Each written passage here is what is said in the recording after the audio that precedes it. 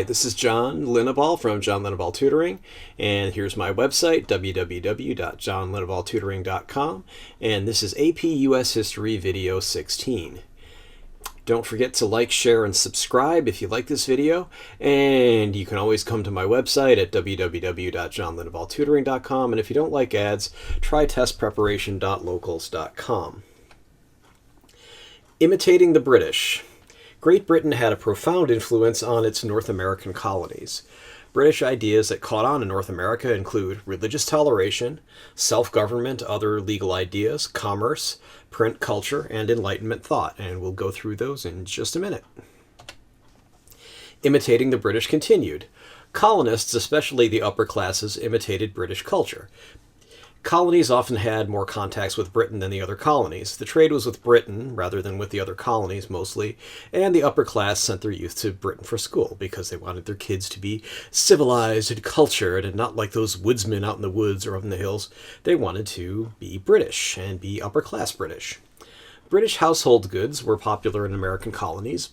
Again, no one wanted to be seen as provincial and unsophisticated, that is, hicks or rednecks, so homemade goods became unpopular.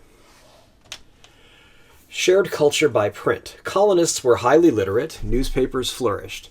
John Peter Zenger started the New York Weekly Journal in 1733. I briefly mentioned Zenger and his libel trial in my previous video, that is video number 15, and we'll discuss it at length in a later video.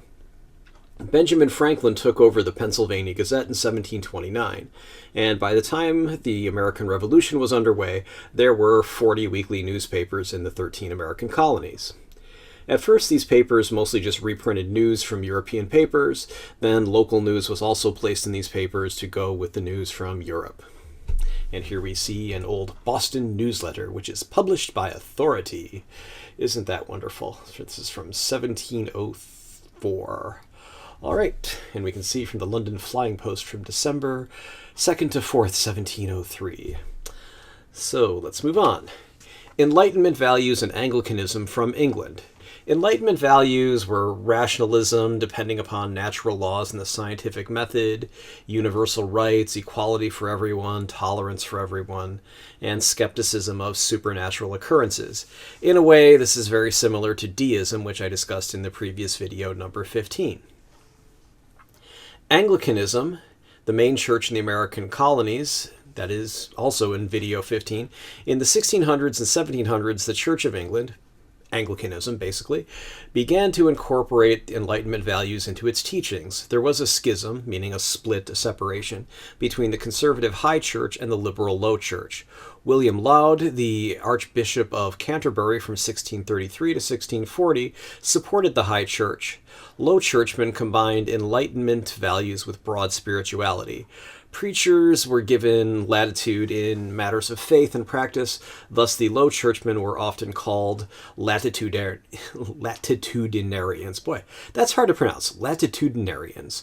You know, they were given latitude, they were given leeway, they could be a little loose, so they were latitudinarians. The ideas of the Low Church were adopted by Harvard University, especially after John Leverett Jr. became president of Harvard in 1708. Religious tolerance. So religious tolerance is allowing people from outside the official or the widely approved faith of a given country, colony, etc. For example, modern-day United States, most people are Christians. Religious tolerance would be tolerating non-Christians. Basically, in the Massachusetts Bay Colony, Massachusetts, here we remember the city on a hill speech that was given when they founded, the Massachusetts Bay Colony, my Puritan brethren, now that we have arrived at our shining city upon a hill. Remember, city on a hill? Let nothing tarnish its brilliance. Okay, so the Pilgrims are all happy, including dissidents, Quakers, Catholics, heathen redskins, assorted infidels, and chicken thieves. So, ha ha ha. Yes, you can be any religion you want as long as it's a Puritan here in the Massachusetts Bay Colony. But that's how toleration started. Here's on toleration. Here's in the middle of page 78, when men have not sound ideas of the divinity, false ideas will take their place. Just as in ages of impoverishment, when there is not sound money, people use bad coin. The pagan feared to commit a crime lest he should be punished by his false gods. The Asiatic fears the chastisement of his pagoda. religion is necessarily where there is a settled society. The laws take care of known crimes. Religion watches secret crime. So that certainly sums up a big function of religion, is religion teaches people morality, teaches people that they should be good even if nobody sees what they're doing. But it's also pretty patronizing as well. Okay, unless you, well, we move on. But once men have come to embrace a pure and holy religion, superstition becomes not merely useless but dangerous. We must not feed on acorns to those whom God offers bread. So what he's saying is basically either become a Christian or whatever sect of Christianity this writer was, or you're just practicing a false religion, which is okay if you don't have any religion or wouldn't have any religion but for the false religion. But once you've reached true Christianity, then how can we possibly feed you on acorns when we can feed you bread? So that's a very early form of religious tolerance, but it's better than definitely where you had just people saying, okay, we're going to find our own place where we can practice our religion freely, but if you aren't of our religion, you can't come here, when you're about as good as a chicken thief as far as we're concerned. All right, so religious tolerance, the idea started in Europe and it spread to the New World. It was very controversial because some people were closer to this on-toleration or these intolerant pilgrims pictured in the cartoon that, we have the true religion. If we don't teach you the true religion, you're going to go to hell. We don't want that to happen to you. Or whatever might happen. We're going to have barbarians. We don't need that in our colony. So if you aren't of our religion, go live with the other barbarians. All right, let's move on. Religious tolerance continued. The Edict of Nantes. If I pronounce that wrong, I apologize. 1598, the Huguenots. Again, I don't know how to pronounce that. I've only ever seen it in printing. The French Calvinists, or the French Puritans, that's who the Huguenots were, they were allowed to practice their faith in France after the Edict of Nantes came forth. The intellectuals of this era argued for religious toleration. So Baruch Spinoza, a Portuguese Jewish philosopher who had been raised in Holland, adopted the idea of toleration in the mid-1600s. So he's a big force teaching that religious toleration was important. John Locke wrote a letter concerning toleration, which we see a picture of a copy of it here, argued for the acceptance of different Christian sects amidst fears of a Catholic taking the English throne at that time. So again, not complete toleration by any stretch of the imagination, but hey, come on, you could be any religion you want as long as it's a Christian religion. But that's moving from, hey, if you're not a member of the Anglican Church, like those crazy Puritans or those Catholics, why don't you just get out of our country right now? We'll start you a colony. Hey, we got Massachusetts, we got Maryland. Why don't you just get on out of here? They stopped doing that, so they said, hey, as long as you're a Christian, you're cool. Voltaire, in 1763, published a treatise on toleration and expanded the same idea of religious toleration to Islam and Judaism. So Christianity, Islam, Judaism, those were all okay with Voltaire, who was a very witty Frenchman. Let's move on. Colonial American religious toleration. New England, very stuck in religious orthodoxy, as we'd seen. Other colonies, however, such as Maryland passed, they were much more tolerant. Maryland passed the Act of Religious Toleration, giving rights to most Christian denominations. That didn't apply to Jews, Muslims, or the Christian sects, so that was kind of like John Locke's letter concerning toleration. Hey, be any religion you want, as long as it's a Christian religion. But that was better than New England. And at least from my point of view, you may feel differently about it. Anyway, so it didn't apply to Jews, didn't apply to Muslims, and it also didn't apply to Christian sects that did not believe in the Holy Holy Trinity, the Father, Son, and the Holy Spirit. Now, in Dutch New Amsterdam, as we discussed in the previous video, number 15, the Flushing Remonstrance of 1657, people petitioned Director General Peter Stuyvesant for freedom of religion for Quakers when only the Dutch Reformed Church was recognized.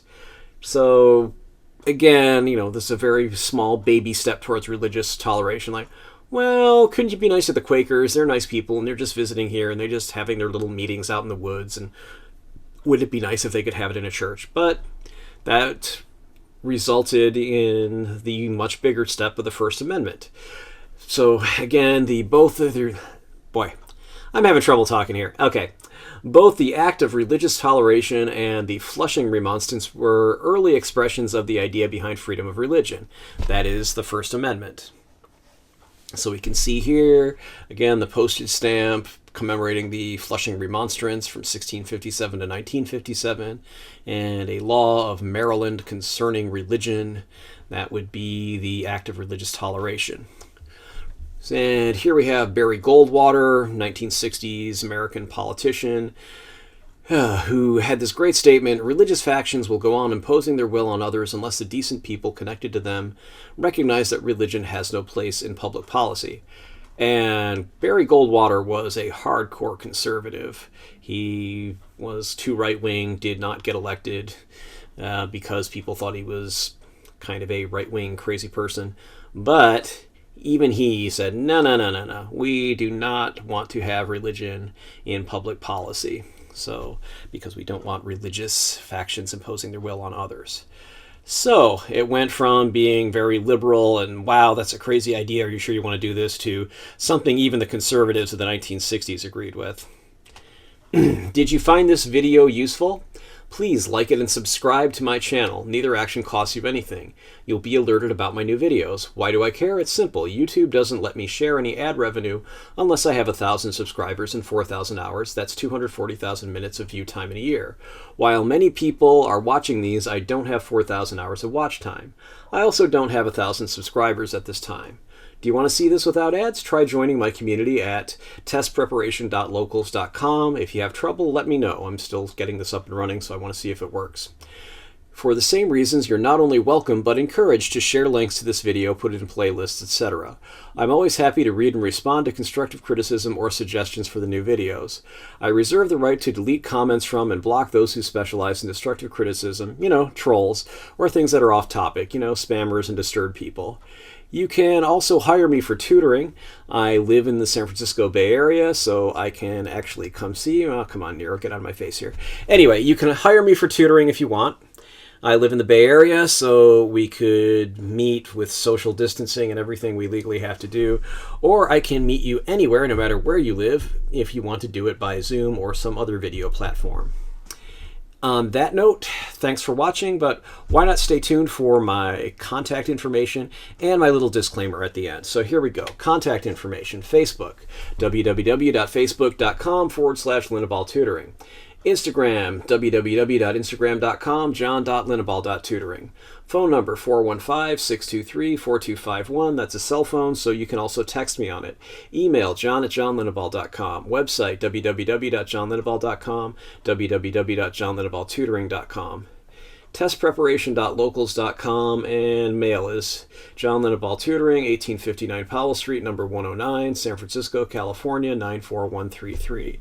And finally, note, this is not a substitute for your classes, text, etc. This video is based on Barron's AP US History Review Book, 4th edition, and any other sources listed in the video description, basically just a Wikipedia entry, and my general knowledge of US history. While this should help you do well on the AP US History exam, I can't be responsible for what your teacher thinks is important and asks you about on or in his or her own tests, homework, etc. Please read your class texts and pay attention to what your teacher says in class. All right, with that, have a good one. I'll talk to you later.